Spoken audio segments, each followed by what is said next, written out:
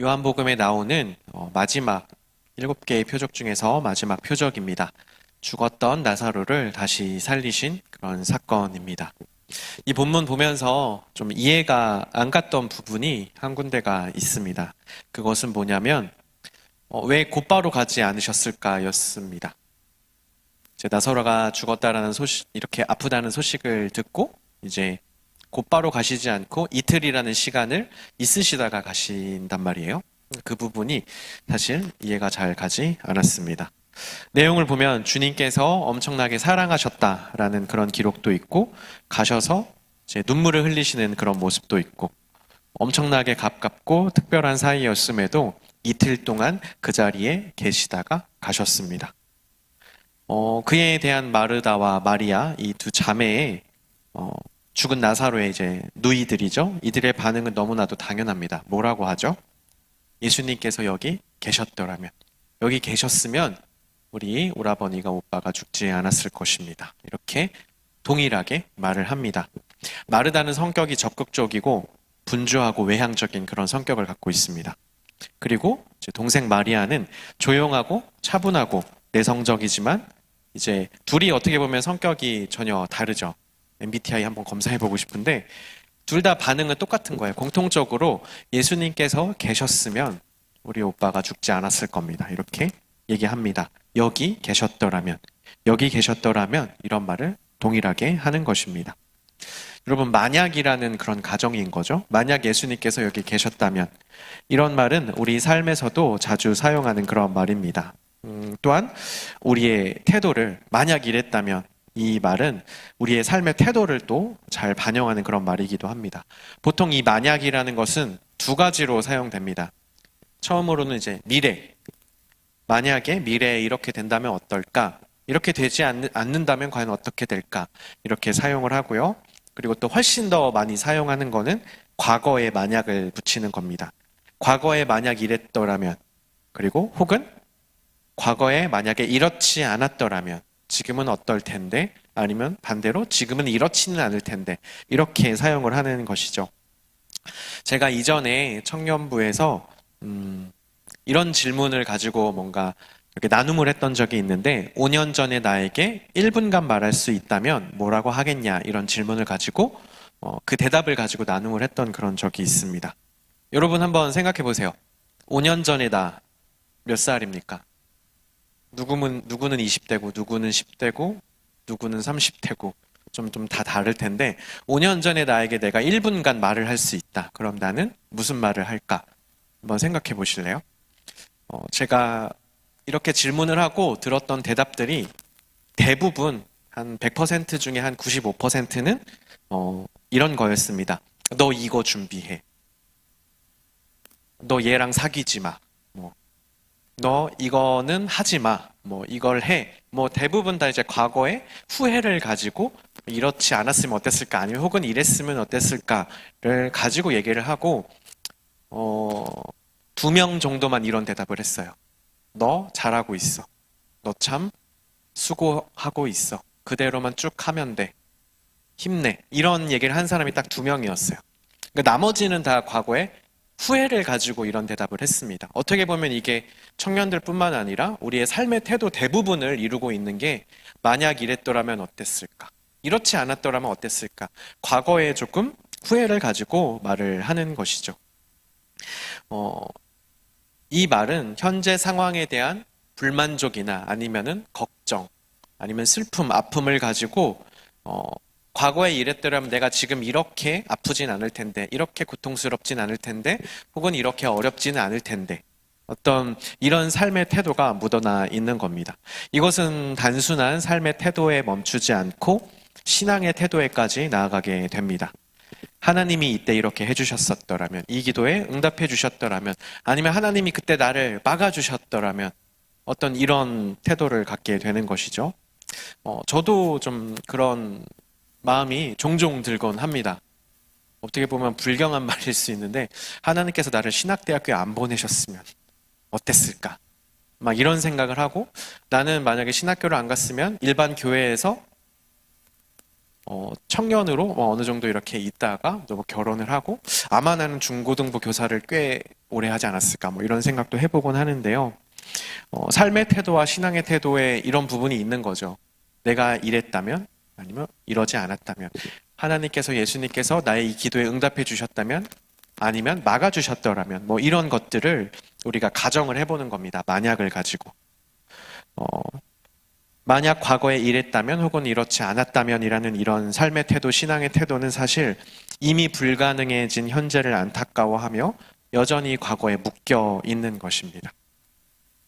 돌이킬 수 없는 부분들이 있는 것이죠. 이미 내가 살아온 그런 삶의 시간들을 돌이킬 수 없는데 불가능해진 현재를 과거에 이렇게 묶여서 안타까워하면서 이때 이랬더라면 저렇지 않았더라면 어떨까 이런 생각을 하는 겁니다. 마르다가 일면 이런 마음을 갖고 있는 거죠. 예수님께서 그때 함께 계셨으면 우리 오빠가 죽지 않았을 것입니다. 함께 계셨더라면, 이러셨더라면 지금 오늘 이 아픔이 있지 않았을 겁니다. 라고 말을 하고 있습니다. 이런 마르다에게 예수님 뭐라고 하시죠? 한번 본문을 기억해 보세요. 뭐라고 하십니까?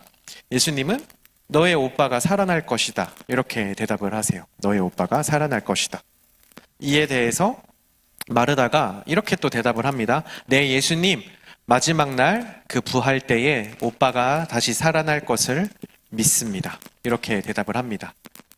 예수님께서 너의 오빠가 살아날 것이다 이렇게 말을 하니까 마르다가 네, 예수님, 마지막 때 그 부활 때에 우리 오빠가 다시 살아날 것을 다 믿습니다. 이렇게 대답을 합니다. 이것은 당시의 유대인들이 믿고 있었던 어떤 부활에 대한 신앙입니다.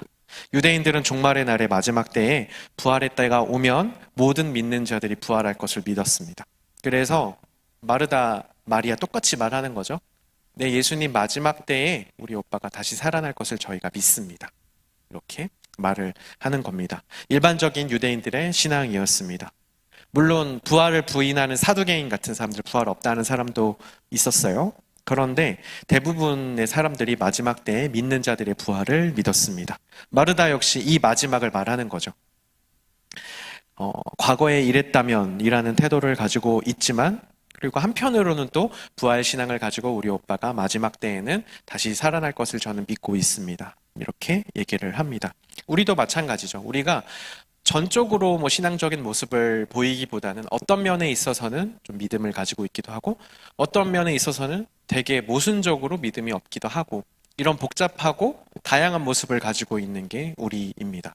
한 사람이 전적으로 믿음이 좋거나 그렇지 않고 삶에서 어떤 영역에서는 되게 담대하고 믿음을 가지고 있는데 어떤 영역에서는 또 그렇지 못한 모습을 보이는 게 우리의 모습입니다. 복잡하고 그런 존재가 바로 인간인 것이죠.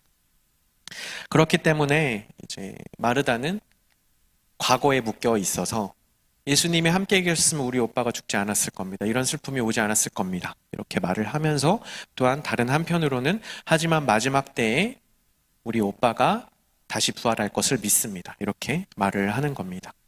이에 예수님께서 하시는 말은 무엇입니까? 내가 부활이고 내가 생명이다 라고 말씀하시죠. 네가 믿고 있는 신앙, 믿는 자들이 마지막 때에 그 종말의 때에 다 부활할 것이다 라는 그 믿음을 네가 가지고 있는데 내가 그 부활 자체이다. 내가 그 생명 그 자체이다. 이런 얘기를 하시는 겁니다. 마리아를 만나시고 마르다와 똑같은 얘기를 하세요. 같이 이 얘기를 하신 게 아니라 마르다와 얘기하고 또 그 다음에 마리아와 똑같은 얘기를 하세요. 그리고 나서 무덤을 향해 가셔서 그 앞에서 눈물을 흘리십니다. 눈물을 흘리시고 무덤을 막고 있는 돌을 보시고 그 돌을 옮기라고 하세요. 그때 사람들이 말을 합니다. 이미 막은 지가 시간이 좀 되어서 문을 열면 악취가 날 것입니다. 안 치우는 게 좋겠습니다. 라고 만류를 하지만 예수님은 너희들이 믿음을 가져야 하나님의 영광을 볼 수 있을 것이다. 라고 말씀하세요. 돌이 치워집니다. 돌이 치워지고 예수님은 하나님께 기도드리죠. 그리고 나사로를 부르십니다. 저는 이런 장면을 볼 때마다 참 예수님 재밌는 분이라는 그런 생각을 하게 돼요. 손이 마른 자에게 손을 내밀라고 하신다든지 다리가 불편해서 일어나지 못하는 자에게 일어나라고 하신다든지 이미 죽음 가운데 있어서 무덤에 들어가 있는 자에게 걸어 나오라고 하신다든지 이런 장면을 볼 때마다 참 재밌으면서도 참 통쾌한 것 같아요. 아, 내 삶의 모든 문제들이 예수님의 음성을 이렇게 깨어져 갔으면, 내 삶의 모든 어려움들이 이렇게 정말 정반대의 선포를 통해서 내 삶의 문제들이 해결되어졌으면, 약간 이런 소망도 있고 통쾌하기도 합니다. 예수님께서 부르시자 나사로가 정말 무덤에서 걸어 나왔습니다. 그렇게 기록을 하고 있습니다. 이것을 톰 라이트라고 하는 신학자는 이렇게 표현을 합니다. 한번 들어보세요. 미래의 소망을 역사의 한복판, 현재로 오늘로 가져오시는 예수 그리스도. 마리아가 마지막 때에 모든 믿는 사람들이 부활할 것을 믿고 있었다고 했죠. 그때 그렇게 일어날 줄을 믿습니다. 소망을 합니다. 근데 예수님은 바로 오늘 오셔서 그 미래의 소망을 오늘 한복판으로, 역사의 한복판으로 끌고 오십니다. 그리고 보여주시는 것이죠. 미래가 현재로 침투하는 것을 경험하게 해주십니다. 오늘 설교 제목과 같이 그날이 바로 오늘이 되는 겁니다. 우리가 이런 예수님을 경험해야 합니다. 예수님을 소망해야 하는 것이죠. 현재가 너무 괴롭고 힘들어서 간절한 미래의 소망을 가지고 살아갑니다. 그런데 우리가 오늘 과연 그 미래의 소망이 오늘 현재로 들어오는 것을 우리가 경험을 하고 있는지 여러분에게 한번 묻고 싶습니다. 소망을 가지고 살아가는 것 너무나 중요합니다. 당연합니다. 우리 그리스도인들에게 있어야 하는 반드시 필요한 태도입니다. 하지만 그 미래의 소망을 바로 오늘로 가져오셔서 보여주시는 그 예수님을 나는 오늘 경험하고 있느냐는 것입니다. 우리가 하나님 나라의 소망을 가지고 살아갑니다. 그리고 오늘의 아픔과 슬픔을 그런 것으로 견디기도 하죠. 하지만 대부분 그것을 막 사후로 밀어놓는 것도 같습니다. 그래, 하나님 나라에 가면 이런 게 없겠지, 이런 아픔이 없겠지, 고통이 없겠지. 그리고 어떤 어른들은, 청년들은 그런 경우 잘 못 봤는데 어르신들은 빨리 천국에 갔으면 좋겠다, 빨리 하나님 오셨으면 좋겠다, 이런 말씀도 많이 하십니다. 그리고 제가 선교지에 갔을 때 이제 선교지에 너무 참담한 모습, 이거를 어떻게 해야 되지? 제가 그런 것을 봤을 때도 하나님이 오셔야 이게 해결되는 걸까? 제가 갔던 선교지에서 5살짜리 여자아이를 매춘부로 팔아버리는 아빠를 보면서, 그게 그 지역의 일상적인 것을 보면서 하나님이 오셔야 해결되지, 이게 지금 팍 하면서 가슴 쓰렸던 적이 있습니다. 그런데 성경은 분명히 말을 하고 있는 것이죠. 미래의 어떤 소망을 가지고 있죠. 하나님께서 다시 오시면 그 마지막 때에 이런 모든 게 다 해결될 것이다 라는 소망을 우리가, 어떤 자는 명확하게, 어떤 자는 그래도 흐릿하게라도 모두가 다 이 생각을 합니다. 그런데 중요한 것은 그 미래가 오늘로 들어오는 것을 예수님을 통해 우리가 경험하고 있냐는 것입니다. 성경에서 하나님의 나라가 올 것이다라고도 하고요, 어떤 곳에서는 하나님의 나라가 이미 시작되었다라고도 합니다. 이것을 신학적인 용어로는 여러분 많이 들어보셨죠? 이미와 아직 사이라고 합니다. 이미 예수님을 통해서 시작된 하나님 나라, 그리고 언젠가 예수님이 다시 오셔서 완성하실 하나님 나라, 이미와 아직 사이를 살아가게 되는데, 우리는 그 사이에서 이렇게 살아가야 하는 겁니다. 시작해 주셨어요. 하지만 아직 완성되지는 않았죠? 그 미래의 소망이 있습니다. 그런데 예수 그리스도라는 통로를 통해서 그 미래에 완성될 일이, 그 일부분을 오늘로 연결해 주시고 그 역사의 마지막에 소망의 일들이 오늘로 들어오게 해주시고 우리가 그것을 경험하게 해주시는 예수님을 만나면서 살아야 하는 것이죠. 하지만 여전히 완성된 것은 아닙니다. 그날에 확실히 완성되는 것이죠. 하지만 오늘 조금씩 맛보면서 미래를 더욱더 소망하게 되는 겁니다. 여러분, 나사로의 부활은 완전한 생명입니까? 놀라운 일이지만 그것 또한 완전한 생명은 아닙니다. 왜요? 나사로는 다시 죽었습니다. 다시 죽었죠. 살아서 그대로 하나님 곁으로 갔다거나 그런 기록이 없어요. 다시 살아나서 예수님께서 보여주고자 하시는 일들을 보여주고 그렇게 쓰임 받았지만 또한 그의 육신의 기력이 쇠해서 역시 죽었습니다. 나사로 또한 마지막 소망에, 부활의 소망에 속해 있는 자가 되는 겁니다. 그때의 완성이 되는 것이죠. 예수님께서 보여주신 표적은 바로 이런 겁니다. 미래의 하나님 나라 일들이 오늘, 이미와 아직 사이에 오늘로 예수 그리스도를 통해서 조금씩 침투되는 것을, 들어오는 것을 보여주시기 위함입니다. 너희가 앞으로 이렇게 오늘로 조금씩 들어오는 생명을 맛보며 그리고 언젠가 완성될 그날을 바라보며 소망하며 살아야 한다. 이미와 아직 사이를 너희는 그렇게 살아야 한다. 예수님께서 말씀해 주시는 겁니다. 여기서 우리는 두 가지가 충돌하고 있는 걸 보게 됩니다.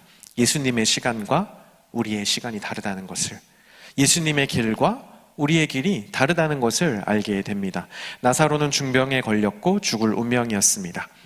마르다와 마리아, 그리고 우리는 뭘 생각하죠? 중병에 걸린 사람을 볼 때 치료를 생각합니다. 어떻게 보면 당연하죠.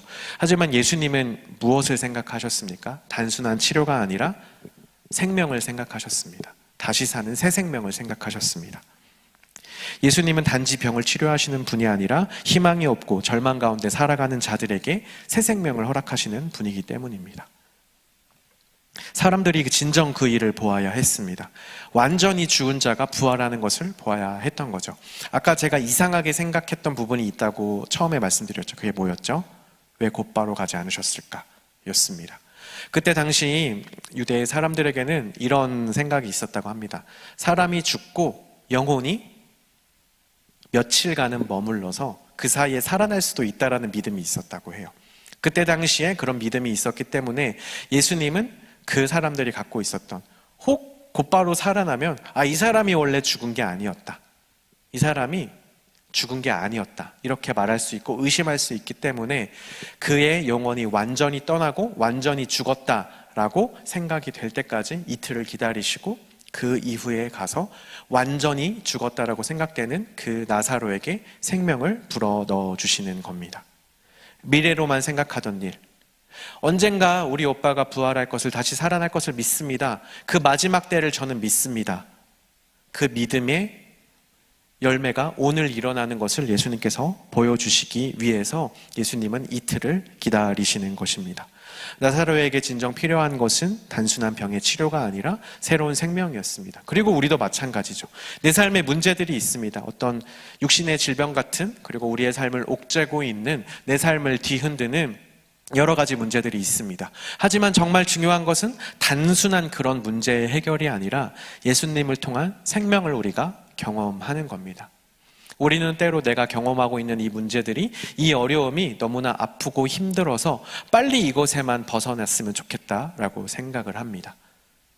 예수님께서 그 병을 치료해 주기 원하시고 그 아픔을 해결해 주길 원하시죠. 하지만 정말 중요한 것은 단순한 치료자가 아니라, 단순한 위로자가 아니라 예수님은 생명을 주시는 분이라는 것입니다.